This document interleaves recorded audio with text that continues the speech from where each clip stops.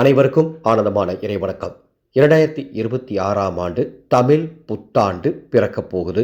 இந்த தமிழ் புத்தாண்டு பராபவ வருடம் என்று அழைக்கப்படும்.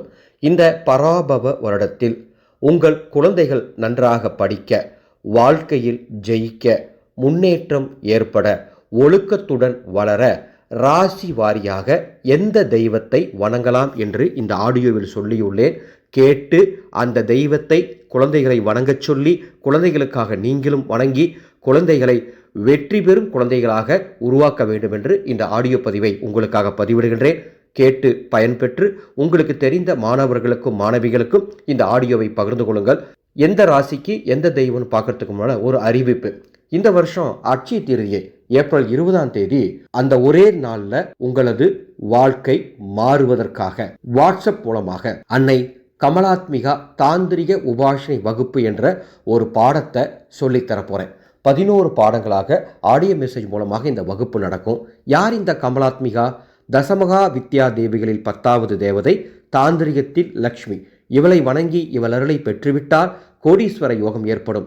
இதில் எந்த விரதமும் கிடையாது, கட்டுப்பாடும் கிடையாது, தீட்டும் கிடையாது. அனைவரும் இதை பின்பற்றலாம். பதிவு செய்யும் அத்துணை பேருக்கும் மகாலட்சுமி தீட்சை மானசீக முறையில் வழங்கப்படும். பதிவு செய்ய மேலே உள்ள வாட்ஸ்அப் எண்ணுக்கு தொடர்பு கொள்ளுங்கள்.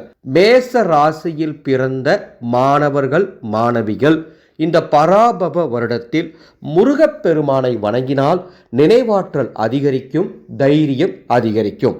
ரிஷப ராசியில் பிறந்த மாணவர்கள் மாணவிகள் மகாலட்சுமி தாயை வணங்கினால் கவன சிதறல் குறையும், செல்வாக்கு உயரும். மிதுன ராசியில் பிறந்த மாணவர்கள் மாணவிகள் இந்த பராபவ வருடத்தில் மகா விஷ்ணுவை வணங்கினால் புத்திசாலித்தனம் உண்டாகும், தெளிவு ஏற்படும். கடக ராசியில் பிறந்த மாணவர்கள் மாணவிகள் இந்த பராபவ வருடத்தில் பார்வதி தேவியை வணங்கினால் நினைவாற்றல் அதிகரிக்கும். சிம்ம ராசியில் பிறந்த மாணவர்கள் மாணவிகள் இந்த பராபவ வருடத்தில் சூரிய பகவானை வணங்கினால் தன்னம்பிக்கை அதிகரிக்கும், வெற்றி கிடைக்கும். கன்னி ராசியில் பிறந்த மாணவர்கள் மாணவிகள் இந்த பராபவ வருடத்தில் ஹயக்ரீவரை வணங்கினால் கல்வியில் முன்னேற்றம் ஏற்படும். துலாம் ராசியில் பிறந்த மாணவர்கள் மாணவிகள் இந்த பராபவ வருடத்தில் சரஸ்வதி தேவியை வணங்கினால் கல்வியில் உங்கள் திறமைகள் மேம்படும். விருச்சிக ராசியில் பிறந்த மாணவர்கள் மாணவிகள் இந்த பராபவ வருடத்தில் அன்னை மீனாட்சி அம்மனை வணங்கினால் கல்வியில் முன்னேற்றம் ஏற்படும். தனுசு ராசியில் பிறந்த மாணவர்கள் மாணவிகள் இந்த பராபவ வருடத்தில் தட்சிணாமூர்த்தி பகவானை வணங்கினால் ஞானம் அதிகரிக்கும். மகர ராசியில் பிறந்த மாணவர்கள் மாணவிகள் இந்த பராபவ வருடத்தில் ஆஞ்சநேயரை வணங்கினால் கல்வியில் முன்னேற்றம் ஏற்படும். கும்பராசியில் பிறந்த மாணவர்கள் மாணவிகள் இந்த பராபவ வருடத்தில் சனி பகவானை வணங்கினால் முன்னேற்றம் உண்டாகும். மீனராசியில் பிறந்த மாணவர்கள் மாணவிகள் இந்த பராபவ வருடத்தில் குரு பகவானை வணங்கினால் இறையருளால் கல்வியில் முன்னேற்றம் ஏற்படும். அன்பு சொந்தங்களே, இந்த குறிப்பு உங்களுக்கு ரொம்ப பயனுள்ளதாக இருக்கும். உங்களுக்காக ஒவ்வொரு விஷயத்தையும் பார்த்து தான் ஆனந்தோலி ஃபவுண்டேஷன் யூடியூப் சேனலில் பதிவிடுறேன். மேலும் உங்களுக்கு என்ன பரிகாரங்கள் தெரிஞ்சுக்கணும், என்ன விதமான ஆன்மீக சந்தேகங்களுக்கு பதில் தெரிஞ்சுக்கணும்னாலும் கமெண்ட் பாக்ஸில் பதிவிடுங்க.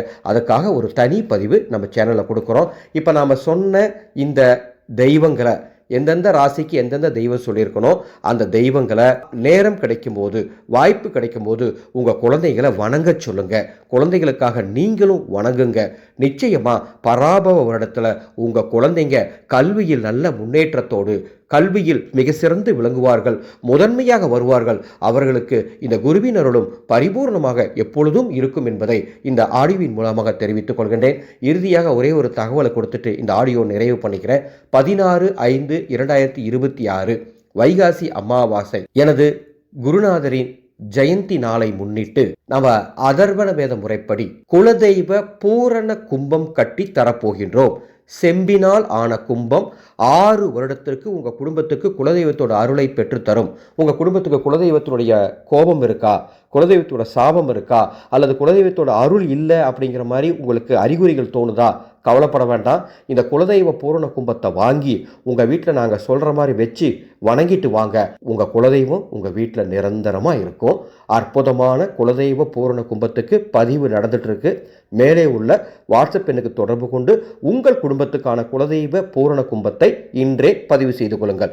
மீண்டும் அடுத்த ஒரு பதிவில் சந்திக்கின்றேன். ஆனந்த மலரட்டும், ஆனந்த ஒளி பரவட்டும்.